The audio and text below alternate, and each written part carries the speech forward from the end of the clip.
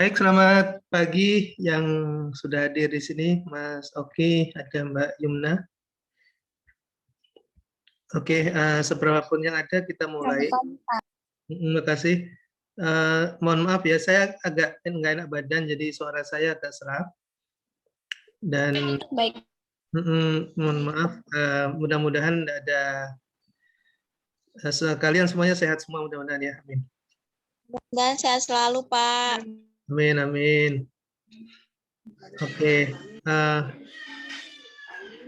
saya share materinya ya. Saya share materinya. Baik, sudah terlihat di slide kita.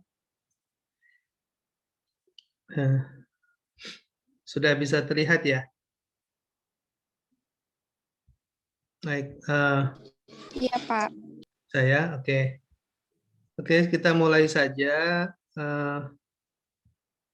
Nggak apa-apa ya, nanti ini sedang saya rekam, jadi nanti kalau ada yang belum sempat mengikuti hari ini, saat ini kita bisa share kurang lebih 30 menit ke depan.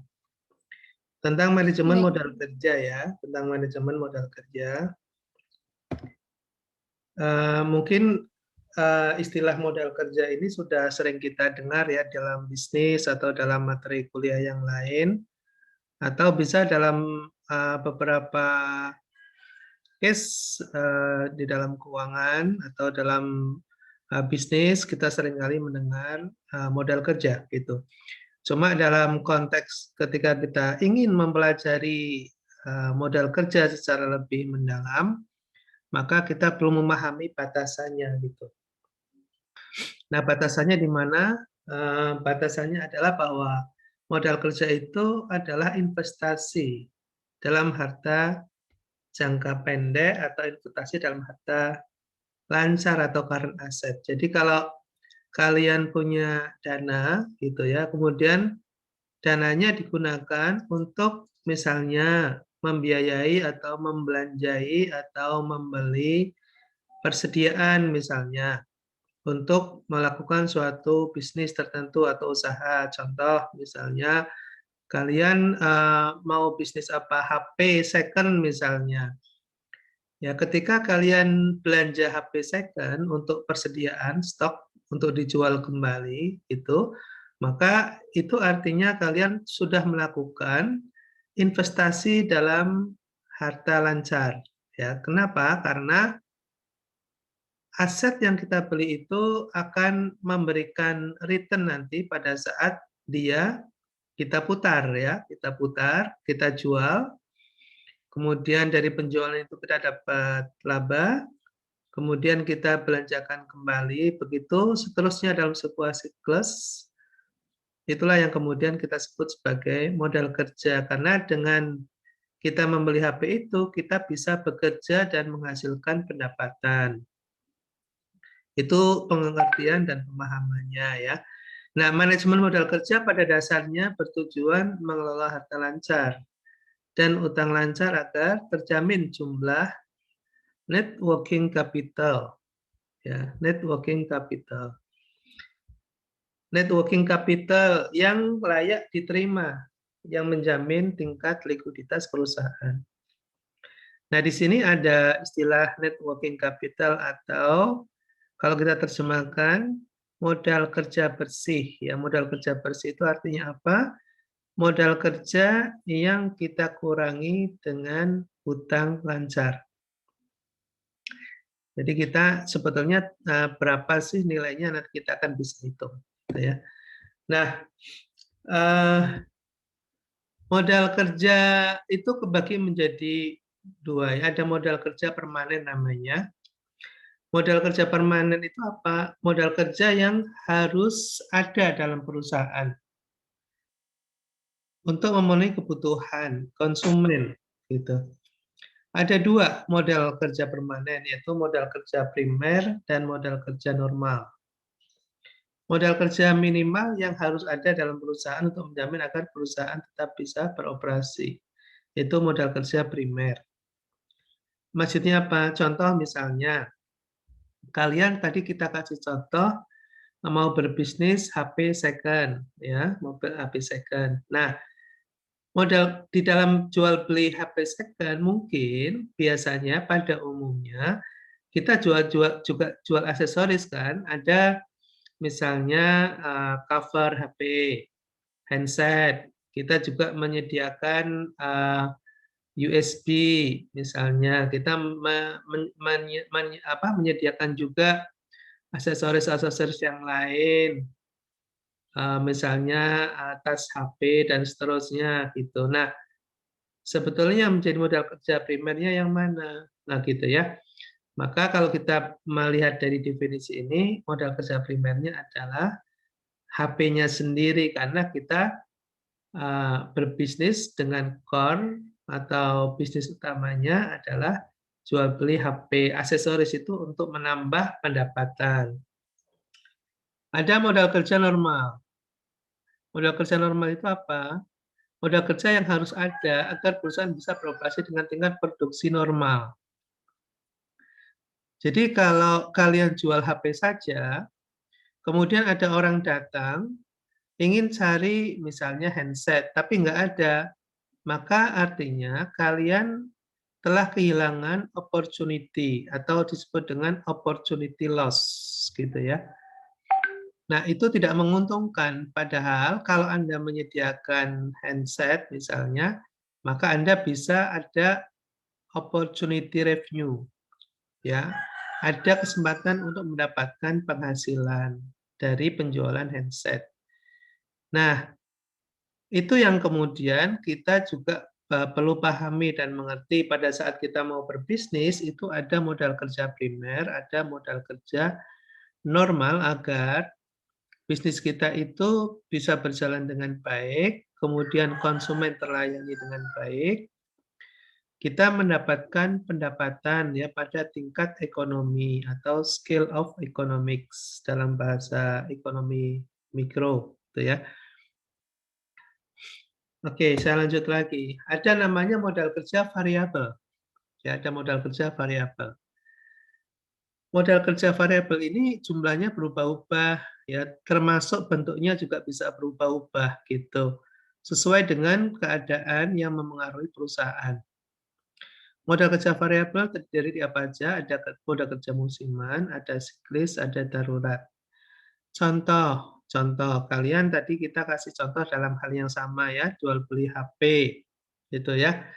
Nah, pada saat kalian mungkin melihat bahwa HP itu ada siklusnya, di mana ketika ada tahun ajaran baru, HP akan meningkat permintaannya, terutama oleh anak-anak muda yang masuk kuliah, gitu ya, kayak sekarang ini, udah mulai masuk musim pendaftaran mahasiswa baru dan 1, 2, 3 bulan ke depan itu akan ada kenaikan pembelian HP dan laptop itu pasti. Karena mahasiswa biasanya mahasiswa baru itu masuk kampus ingin dapat fasilitas baru juga dari orang tua mereka untuk alasan mendapatkan akses materi pelajaran perkuliahan dan seterusnya. Maka di situ ada namanya modal kerja variabel. Kita harus menyiapkan HP dan laptop misalnya dengan berbagai varian baru yang disukai oleh konsumen muda, milenial misalnya. Ya. Ya, kemudian selain itu karena sekarang perkuliahan dengan menggunakan daring seperti ini, maka kayak handset ya, kemudian podcast, kemudian alat rekam dan sebagainya itu menjadi kebutuhan sehingga bisa dilengkapi bisnis kita dengan modal kerja variabel tersebut. Nah, disitulah nanti bisnis akan menjadi lebih running well. Oke ya, tadi sudah kita jelaskan semuanya. Nah, di dalam grafik ini kalian bisa melihat bahwa modal kerja musiman itu seperti ini ya. Jadi nanti akan berulang ya, musiman. Contoh tadi yang saya ceritakan, nanti pada tahun ajaran baru ini, mahasiswa baru masuk kuliah, anak siswa yang mungkin dari SMP akan masuk ke yang SMA, dari SD masuk ke SMP gitu ya. Itu terjadi secara berulang gitu. Nah, itu juga harus disiapkan modal kerja agar bisnis kita tidak mati atau bisnis kita bisa menangkap peluang dari kondisi siklus atau musiman ini gitu ya. Nah, modal kerja siklis ini kan karena kita sudah membaca sehingga kita butuh tambahan modal baru. Modal kerja darurat itu kalau misalnya kita dapat order gitu ya. Ini ada suatu sekolahan mau ganti laptop semuanya misalnya atau tablet, kita mau ganti tablet semuanya gitu ya karena tahun ajaran baru. Nah, di situ kita sebagai pebisnis juga harus menyiapkan modal kerja darurat. Jadi ada skema-skema di mana kita bisa memanage modal kerja kita dengan baik ya, tanpa merugikan opportunity dan kesempatan bisnis yang tersedia di hadapan kita gitu. Oke, saya lanjutkan lagi. Nah, kebijakan modal kerja. Kebijakan modal kerja itu adalah strategi yang diterapkan oleh perusahaan dengan berbagai alternatif sumber dana. Jadi kita punya beberapa alternatif atau option untuk mendapatkan sumber pendanaan dalam rangka membiayai beberapa macam jenis modal kerja tadi. Kita butuh modal kerja permanen, butuh variabel gitu ya. Variabel juga ternyata juga kita harus siapkan yang modal siklus, ada yang musiman, ada yang darurat. Nah, itu harus dipikirkan oleh seorang pebisnis ya. Nah, kalian mungkin bisa jadi juga seorang pebisnis, bisa juga jadi juga seorang manajer gitu ya. Seorang manajer juga harus antisipatif terhadap berbagai kebutuhan modal kerja ini sehingga pada saat kalian menjalankan bisnis yang dipercaya oleh orang lain, kalian bisa mengambil setiap kesempatan dengan baik dan menghasilkan revenue sehingga kalian akan menjadi seorang manajer yang profesional yang dipercaya oleh owner. Manajemen pada umumnya mengambil kebijakan modal kerja secara ada yang agresif, ada yang moderat, ada yang konservatif. Itu sangat tergantung kepada keberanian dalam mengambil risiko bisnis. Jadi kalau semakin agresif, maka risikonya makin tinggi pasti. Moderat itu di tengah-tengah, konservatif biasanya sangat hati-hati sekali. Kesalahan dalam mengelola modal kerja mengakibatkan hilangnya kepercayaan internal dan eksternal. Itu yang tadi kita ceritakan ya, kalau setiap kali ada kesempatan, kita nggak mampu mengantisipasi dan mengambil kesempatan itu dengan baik dengan alasan tidak punya modal kerja, tidak punya modal nih, aduh nggak punya modal nih untuk beli persediaan nih, gitu ya. Sebetulnya semua itu bisa diatasi kalau kita sudah memahami tentang bisnis keuangan ya, tentang keuangan ini. Itu kita bisa antisipasi ya, kerjasama dengan berbagai pihak, bisa juga dengan lembaga keuangan gitu untuk mendapatkan covering standby loan gitu.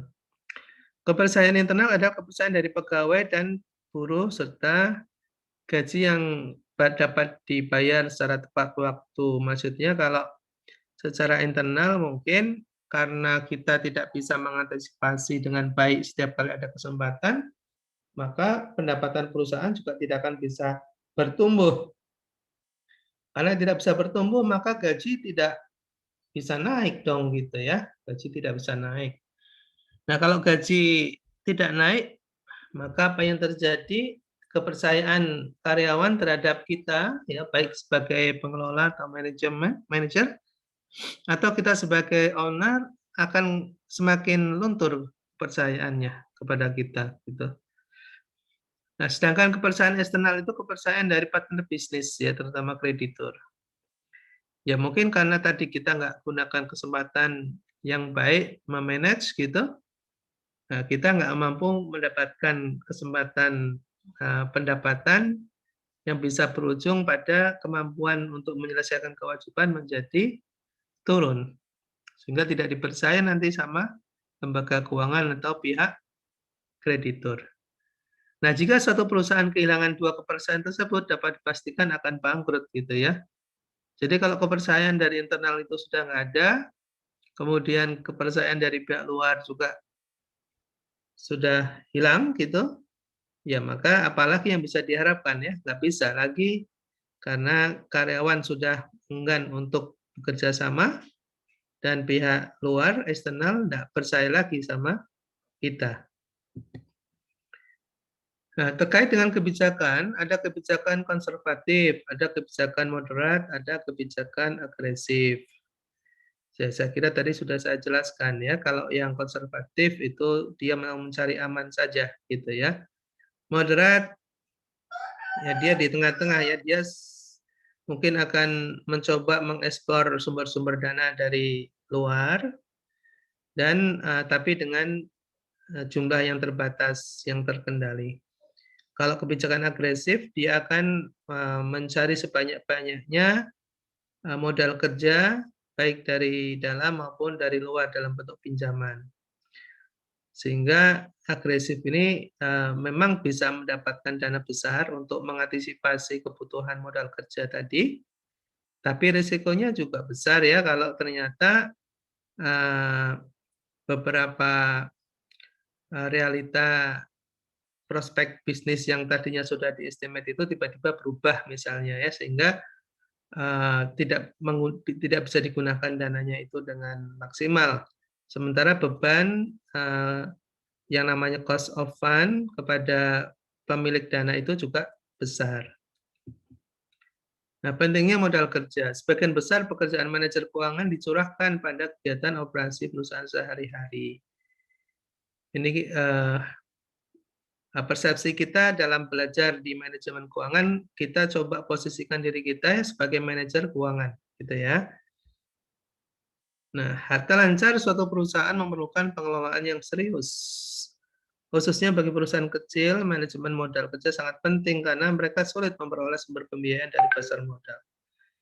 Jadi untuk perusahaan-perusahaan mikro kecil gitu ya, harus lebih ulet ya, harus lebih cerdas dalam mengelola karena ada keterbatasan akses ya untuk mencari sumber-sumber pembiayaan karena ya legalitasnya, kemudian size bisnisnya juga masih relatif kecil. Perkembangan pertumbuhan penjualan berkaitan erat dengan kebutuhan modal kerja. Nah, sumber modal kerja. Sumber modal kerja itu dari mana? Pertama dari hasil operasi perusahaan. Maksudnya dari hasil operasi perusahaan itu apa?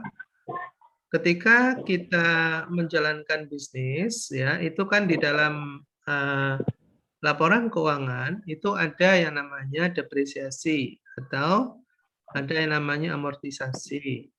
Nah, di situ ada biaya, ya depresiasi itu biaya. Tapi biaya itu sebetulnya kita tidak keluarkan karena kita hanya mencatat saja. Jam 10, jam 10. Jam 10-an lah. Oke, ada yang bisa kasih tahu temannya biar tidak mengganggu? Tolong mute dong suaranya nggak Lia, jelas. Lia, mute dulu Lia. Oh, maaf. Aku nggak tahu. Lia kebiasaan Lia kalau Zoom. Mohon maaf, nggak tahu. Sorry. Oke, makasih. Oke, saya lanjutkan ya. Mungkin 10 menit lagi lah, ya 10 menit lagi. Ya Pak, lanjut. Oke. Sumber modal kerja ya. Sumber modal kerja itu dari mana saja gitu ya. Karena kita jelas sangat membutuhkan modal kerja karena kalau kita tidak tersedia maka risikonya tadi seperti yang kita cerita, ada orang datang, customer kita mau beli barang karena persediaan tidak memadai, dia menjadi berpindah ya ke pembeli yang lain. Sehingga pastinya satu, kesempatan itu kita hilang. Kesempatan yang kedua adalah kepercayaan kepada kita juga hilang. Nanti pada event berikutnya, dia bisa jadi tidak datang lagi ke tempat kita karena karena mereka sudah punya sebuah asumsi bahwa oh di sini tidak ada gitu ya, di sini tidak terjual gitu ya, sehingga akhirnya dia tidak akan datang yang kedua kali gitu. Begitupun ketika orang itu mereferensikan kepada calon customer yang lain ketika ada kebutuhan yang sama, saya mau butuh flash disk USB yang misalnya yang 500 giga gitu. Di mana ya? Gitu. Oh, itu di tempat B ada gitu. Padahal A itu juga penjual ya kita yang tadi kita pernah datangi itu, tapi ketika orang itu tidak dapatkan barangnya, dia beli di sebelahnya, di sebelah toko kita, maka ketika ditanya oleh orang lain, dia akan referensikan di toko B, bukan toko A yang kita punya itu. Artinya apa? Opportunity untuk mendapatkan penghasilan menjadi lepas gitu ya. Itu risikonya kalau kita berjualan dengan barang varian yang tidak memadai. Makanya kalau kalian perhatikan, beberapa penjual yang besar itu biasanya ramai sekali. Ya, ramai sekali. Kenapa ramai? Karena orang berasumsi di situ ada. Ketika dia datang, kebutuhan apa di situ ada. Gitu. Kalau kemudian rame, maka asumsi orang itu murah, gitu. Asumsinya murah, gitu. Padahal di situ bisa jadi ada yang memang murah, ada yang memang mahal juga. Ketika dia beli kebutuhan itu murah harganya, misalnya, ketika dia beli kebutuhan sekundernya, misalnya aksesoris, misalnya dengan harga yang sebetulnya lebih mahal dibandingkan yang lain, dia nggak kerasa. Contoh sederhana misalnya gini ya, saya mau beli HP misalnya. Beli HP Samsung misalnya A8. Misalnya A8 harganya 4 juta misalnya, harganya 4 juta. Nah, sementara di toko yang lain itu 4,1, 4,2 gitu. Nah, saya datang ke toko A. Saya datang ke toko A, saya dapat harga bagus ya, 4 juta. Tapi kita kadang nggak sadar ya, kita beli HP dengan harga 4 juta, pasti lain-lainnya kita ingin beli. Oh, kita ingin tambah memori, kita ingin tambah lagi cover, kita ingin beli misalnya untuk penguat sinyal, kita beli ini dan seterusnya gitu ya, semacam misalnya beli flash disk untuk transfer misalnya. Nah, dan itu kalau kalian perhatikan harganya bisa jadi lebih tinggi rata-rata dibandingkan dengan harga yang lain, gitu. Tapi orang kadang nggak sadar, dia belinya HP-nya aja, selisih 100.000 aja orang udah senang, gitu ya. Ketika dia beli aksesoris yang lain, nah, itu perusahaan dapat keuntungan dari aksesoris itu. Oke, yang kedua, keuntungan dari penjualan surat-surat berharga itu juga bisa menjadi sumber, kemudian penjualan aktiva tetap. Kalau ada penjualan aktiva tetap maksudnya apa? Kita bisa dapat modal kerja kalau misalnya kita punya aktiva yang tidak produktif ya. Contoh misalnya gini, kita sedang berbisnis misalnya tadi ya, buka counter HP second misalnya, second atau barulah gitu. Kita punya dua kendaraan misalnya ya, kita punya dua kendaraan. Ada kendaraan laki-laki, ada kendaraan perempuan gitu misalnya ya. Kemudian sebetulnya kita satu kendaraan aja udah cukup sih sebetulnya kan, cukup gitu. Nah kalau kita berpikir produktif, kenapa kendaraan dua itu mungkin yang satu buat gaya-gaya ya, buat agak sedikit mewah bisa kita bawa kemana-mana. Nah, kalau bagi seorang pengusaha gitu kadang dia nggak berpikir untuk sementara bermewah-mewah dulu, cukup yang penting saya punya kendaraan bisa saya gunakan untuk memobilisasi, transportasi, sudah selesai. Nah, maka bisa jadi kalau kita berpikirnya passion dan produktif, jual aja satu. Untuk apa? Untuk nambah modal kerja, gitu. Karena dari modal kerja itu nanti akan menghasilkan pendapatan, gitu. Oke. Kalau perusahaan yang sudah agak besar, bisa dia menawarkan saham ya atau aplikasi. Nah, sumber yang lain dari mana? Sumber yang lain bisa dari pinjaman kredit bank, bisa dari multi finance, bisa juga dari koperasi, ya. Bisa jadi dari pemasok ya, supplier. Jadi misalnya kita sudah berhubungan baik dengan pemasok, ada pemasok HP misalnya dari Samsung itu, dia bisa naruh di situ nanti dibayar 1 bulan atau di tempo 2 bulan. Nah, itu kesempatan itu ya, kita bisa punya stok baru tanpa harus mengeluarkan cash capital ya, modal cash awal. Itu juga merupakan salah satu sumber modal kerja. Nah, fungsi manajemen modal kerja tentunya untuk memaksimalkan nilai perusahaan ya, agar perusahaan bisa menyesuaikan perubahan tingkat volume produksi dan penjualannya. Dan kalau perusahaan dia tidak mampu menggali sumber-sumber modal kerja, maka kemungkinan bertumbuhnya menjadi lambat. Kemudian berikutnya adalah penentu besarnya modal kerja. Berapa sih kebutuhan modal kerja kita agar mencapai skala ekonomis, agar BEP, agar kita bisa menutup seluruh biaya operasional perusahaan. Ya. Nah, faktor-faktor yang mempengaruhi besar kecilnya kebutuhan modal kerja itu antara lain adalah skala usaha, aktivitas perusahaan, volume penjualan, perkembangan teknologi, periode perputaran atau terikatnya modal, pengeluaran kas rata-rata setiap hari. Itu adalah merupakan unsur-unsur yang mempengaruhi besar kecilnya kebutuhan modal kerja. Nah, untuk menentukan kebutuhan modal kerja itu ada teorinya ya, bisa menggunakan namanya metode keterikatan modal kerja. Ada metode perputaran modal kerja. Ada 2 teori itu. Nah, teori itu nanti akan dijelaskan contohnya. Kalau yang keterikatan modal kerja, kita menggunakan periode terikatnya modal kerja dan proyeksi kebutuhan kas rata-rata per hari. Jadi kita akan menghitung kebutuhan kas rata-rata per hari itu berapa gitu. Semakin lama periode terikat modal kerja, maka semakin besar jumlah kebutuhan modal kerja dan sebaliknya. Nanti kita lihat contohnya ya, kalau dalam teori mungkin agak sedikit membingungkan gitu ya. Kalau dengan angka mungkin akan lebih mudah. Kalau metode perputaran modal kerja, cara menghitungnya adalah kita melihat elemen-elemen pembentuk modal kerja seperti perputaran kas, perputaran piutang, dan perputaran persediaan. Nah, kita lihat contohnya ya. Contohnya ini contoh keterikatan modal kerja.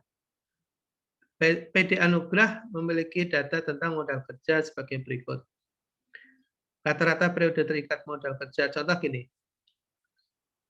Berapa lama barang disimpan di gudang? Gitu. Nah, di situ ada info. Barang disimpan di gudang 6 hari. Kemudian lama pengumpulan piutang, artinya ketika kita menjual secara tempo itu butuh waktu ya, butuh waktu 14 hari untuk dibayar. Kita dapatkan cash setelah 14 hari ya, sehingga totalnya 20 hari. Rata-rata pengeluaran kas jumlahnya ada untuk beli barang dagangan 1 juta, untuk upah karyawan 100.000, biaya administrasi 15.000, biaya penjualan 35.000, totalnya 1.150.000. Jika kita menetapkan kas minimal yang harus tersedia di brankas kita 250.000, maka kebutuhan modal kerjanya adalah periode terikat dikalikan dengan pengeluaran kas setiap hari ditambah dengan kas minimal. Jadi 20 hari yang tadi terikat ya, karena dalam bentuk stok selama di gudang 6 hari, kemudian 14 hari baru dapat pembayaran secara cash. 20 hari kali 1.150.000 ditambah dengan 250. Totalnya 23.250.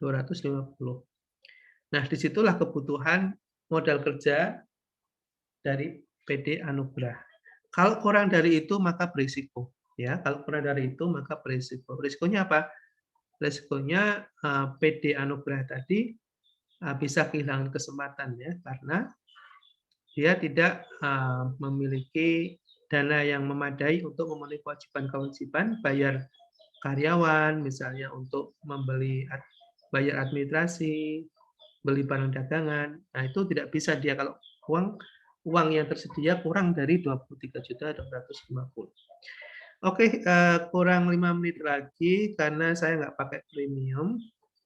Nah, ini contoh yang kedua, silakan nanti dipelajari, ya, dipelajari. Kemudian cara menjawabnya juga sudah ada di dalam modul, ya, di modul sudah ada. Ini contoh untuk perusahaan yang berproduksi, ya, yang menghasilkan suatu barang, proses produksi. Ini contohnya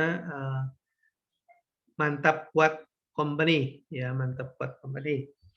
Ini contoh yang agak lengkap, gitu ya, agak lengkap. Nah, nanti cara menghitungnya bagaimana? Coba diikuti alurnya saja, karena ini sudah lengkap jawabannya, gitu, diikuti saja. Nanti setelah itu kalian bisa berlatih sendiri, ya, bisa berlatih, ya, bisa berlatih. Nah, kemudian setelah itu kalian juga bisa lihat perputaran modal kerja, ya, dari PT Mawar Merah. Ini juga saya sudah siapkan jawaban-jawabannya, tinggal kalian nanti perhatikan cara menjawabnya. Ya, karena di sini udah lengkap sekali langkah-langkahnya. Jadi nanti kalau ada contoh itu ya, ada contoh, ada kasus tugas di dalam ujian misalnya, kalau kalian sudah memahami cara penyelesaiannya dan menghitungnya akan terbantu. Tapi kalau tidak dipelajari dan tidak dicoba, maka nanti rasanya akan sulit ya kalau tidak belajar dan tidak mencoba untuk menghitung secara manual sendiri gitu. Apalagi cuma sekedar dilihat aja, pasti akan bingung menyelesaikannya. Ya, jadi silahkan bisa materinya diunduh, kemudian dicoba secara manual. Baru nanti kalau ada kesulitan bisa ditanyakan. Nanti malam kan kalau nggak ada hal melintang, kita akan lanjutkan untuk manajemen strategi. Kalau ada yang bisa ikut, silakan ikut. Kalau enggak, nanti lihat di videonya aja. Ini juga saya akan masukkan ke video, nanti di subscribe ya, biar nggak hilang. Karena ternyata kalau tidak di subscribe akan hilang. Nanti saya lihat yang sudah subscribe, laporkan ke saya ya. Udah Pak saya. Ya, saya lihat ini intensitas tayangan yang nonton cuma ada 3-4 gitu ya. Ternyata tidak banyak yang mau belajar ya. Saya nggak ngerti, tapi nanti saya akan lihat yang lihat di video. Kalau yang hari ini hadir udah jelas ya, yang hari ini hadir. Tolong nanti di daftar hadir dikirimkan di ini ya, di di grup. Nah, saya akan tetap catat. Jadi yang aktif dan yang tidak aktif pastinya akan berbeda lah, masa sama gitu. Bapak mau nanya boleh nggak Pak? Boleh. Tadi kan membahas obligasi saham. Apakah perusahaan retail itu kalau kita berinvestasi di perusahaan retail itu menjanjikan Pak? Apalagi kan sekarang kasusnya kan pandemi. Nah kan Giant aja udah mau tutup, atau kita kalau perusahaan retail itu nggak begitu menjamin kalau kita investasi Pak. Ya, tergantung ya Mbak ya, tergantung. Jadi jenis-jenis perusahaan itu kan ada tradisional, ada modern, ada digital. Jadi ada tiga kategori perusahaan retail. Ada retail tradisional, ada retail modern, dan ada retail digital.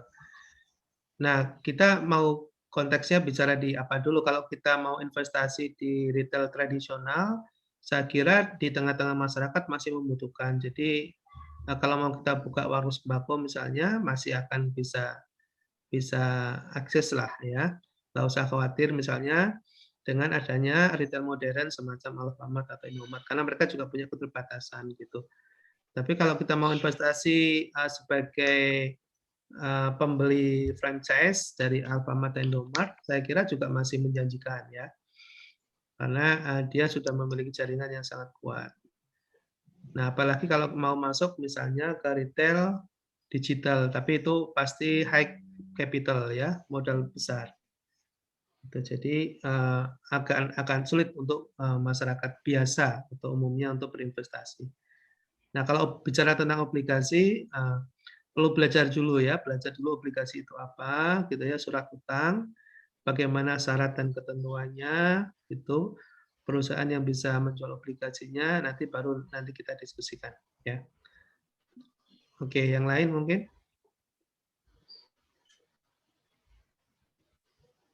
Bapak Siva izin ya, ntar malam nggak bisa ikut Zoom, soalnya hari ini kerjanya masuk siang, pulang jam 10 malam. Iya, nggak apa-apa. Nggak apa-apa Mbak, ya, makasih. Ya Pak, sama-sama. Oke, ini kalau sudah ini saya stop share dulu. Nama-namanya sudah ada di sini semua ya.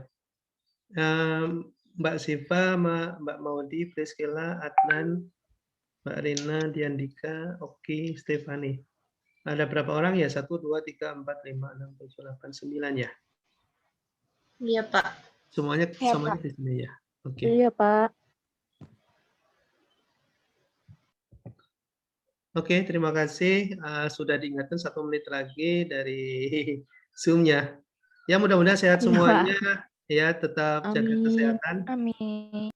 Amin. Makasih ya, Pak. Terima kasih banyak. Mohon maaf nih suara saya agak ini ya, karena kondisi saya kurang fit. Makasih. Iya, Pak, nggak apa-apa, Pak. Makasih. Pak, nggak apa-apa. Selamat pagi semuanya. Assalamualaikum warahmatullahi wabarakatuh. Waalaikumsalam warahmatullahi wabarakatuh, Pak. Makasih, Pak. Ya, makasih. Izin saya, Alif. Iya, Pak. Makasih.